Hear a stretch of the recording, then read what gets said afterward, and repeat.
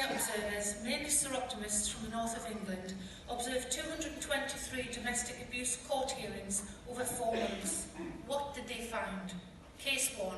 Defendants here, no complainant, easy one. Case dismissed. I saw this defendant sitting in a car with a woman and 2 children when I came in this morning. He's dressed like a peacock and she looks terrified. Obviously too scared to come into court.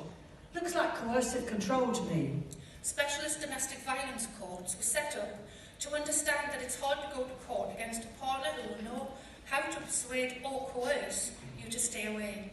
This woman was expected to come to court. Why not adjourn the hearing just once to see why she hasn't done? Worrying. We're watching you. Case 2. 6 adjournments to get to this trial today, and he's changed to a guilty plea the minute the complainant walked through the door. He's just gaming the system. He tried gaming the system and he's pleaded not guilty. Obviously tried to keep his partner away and it hasn't worked. He's cost the court and us thousands of pounds and nobody says a word. Although he didn't succeed, shouldn't the court understand that in a case when a complainant doesn't turn up, it could equally be because the defendant kept her away? Gaming the system, but successfully. Gaming the system. The court can almost be guaranteed to dismiss the trial if the complainant doesn't attend.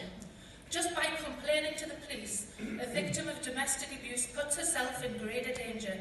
So let's find out where she is before we dismiss the case and see if she needs any more help. I wonder where the woman in case 1 is now. Are you worrying now? Let's have a look. Case 3. First hearing, guilty plea. What sentence shall we pass? A black eye, cut to the leg with a knife before he held it to her throat, and threats to take the children away. There's a victim personal statement describing a long-term controlling behaviour, but we have been told that he is of previous good character, they had both been drinking, and she provoked the assault by arguing with him. 12-month community order, victim surcharge, and costs. Hold on a minute. What about sentencing guidelines? Being drunk doesn't excuse assault, and the victim's personal statement shows that he's controlling when he's sober too.